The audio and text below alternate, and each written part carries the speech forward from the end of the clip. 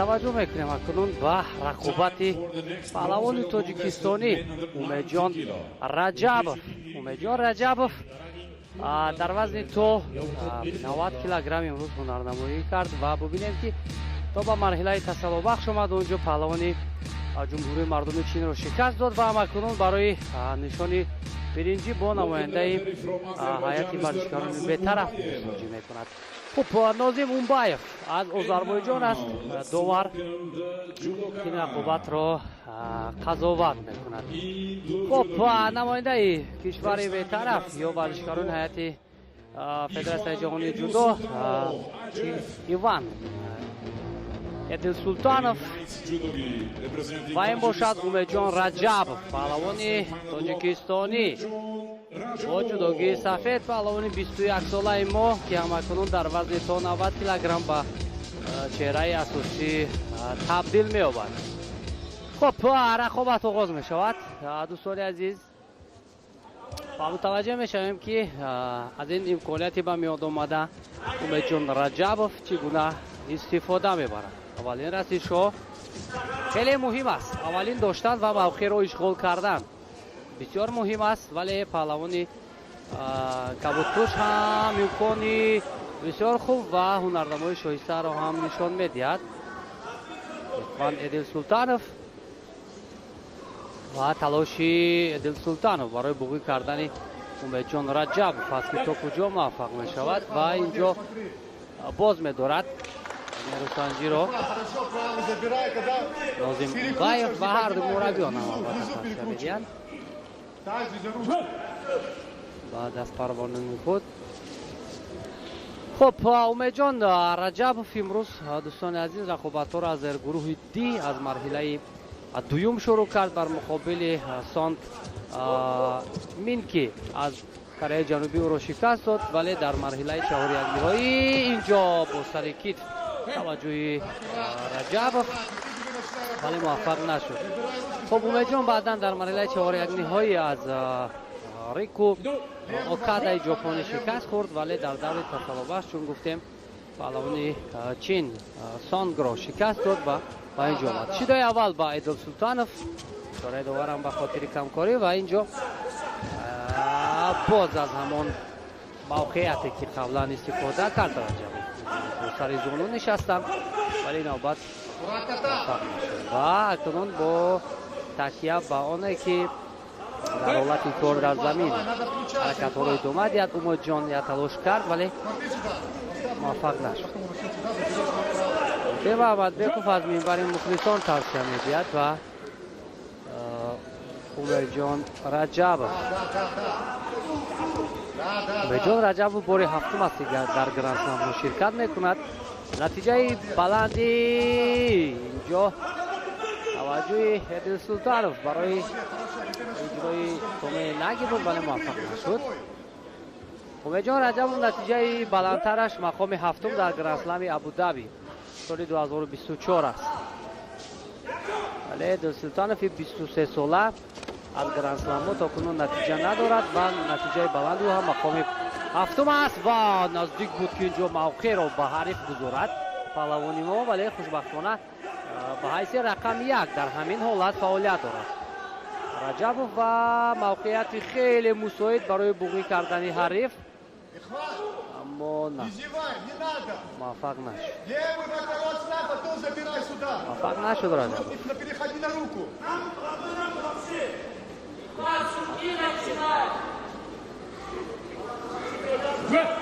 Ручку смотри, правую.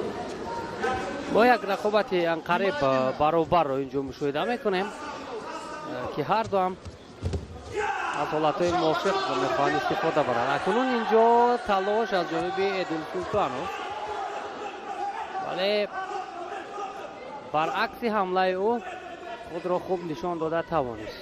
Раҷабов талошаш барои ҳаракатҳои кор дар замин аст. паҳлавони моро Ихват, все хорошо, давай, Ихват. Ихват, послушай меня. Ихват. Все, он подсел, давай, начинай. Ручку забирай за собой. Все, уже подсел, давай. Начинай. дар қаҳрамони ҷаҳони наврасон соли 2019 медали биринҷӣ дорад паҳлавони сафедпӯш, аммо маъзарат паҳлавони кабудпӯш Эдил Султанов ва ҳамзамон дар чемпионати Аврупо медали тилло миёни наврасон. Натиҷааш бештар миёни наврасону ҷавонон аст.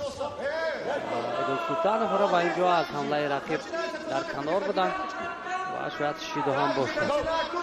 Ва Умедҷон Раҷабов ин тавр ҳам шуд. барои Умедҷон Раҷабов хеле ва хеле шонси хуба буд, вале ин фишоре ки дар сонияҳои поёнӣ аз ҷониби Эдил Султанов буд, корро куллан дигар кард. имтиёзи юкоро ба даст овард. дар як ҳолати дорам номувофиқ мавқеиятро аз даст дод. Аслан инҷо зидди ҳамларо ба кор бурд Эдил Султанов, чаро ки Умедҷон Раҷабов аслан иҷрои усул мекард, вале худ зери чанголи ҳариф қарор гирифт. акнун ҳарчи бодо бод Вазари аст инҷо. сараввал юко баҳогузорӣ кард довар ва имтиёзи Вазари бар нафъи Эдил Султанов. ҳарчи бодо бод Раҷабов бояд ин сонияҳои поёниро самаранок истифода барад. таваккал бояд кард. Собон ҳам дар ин ҷо ширкат дорад ва садо мекунад ба Умедҷон Раҷабов. дастгирӣ мекунад ва то рафтар сонияе ки пушти сар мешавад бар нафъи мо нахоҳад буд. ба ҳамин хотир Умедҷон Раҷабов мавқеият. ин ҷо ҳам як ҳолат ба миён омад, вале дарҳол Эдил Султанов худро канор гирифт.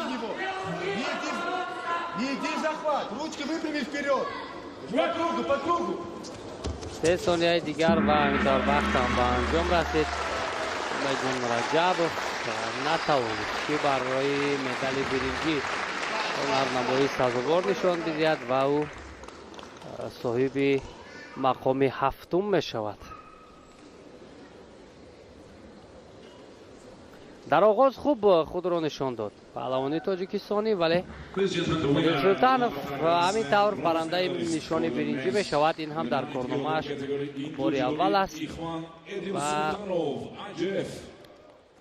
ин натиҷа барояш воқеан ҳам метавонад ки баъдан роҳкушоӣ кунад ба мусобиқаҳои боз ҳам бештар. хуб, ҳамин аст бохте ки воқеан дар банднишаст имрӯз барои Умедҷон қадар хубсифарӣ нашуд. For Edil Sultanov representing IGF.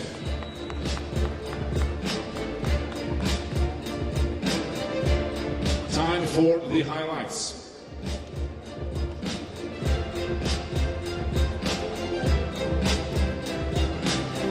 аслан худи Умедҷон инҷо мехост бо сари китф партоф кунад, вале он фишоре ки аз ҷониби Эдил Султанов буд зидди ҳамла фишор овард ва натиҷаи даркориро ҳам соҳиб гардид.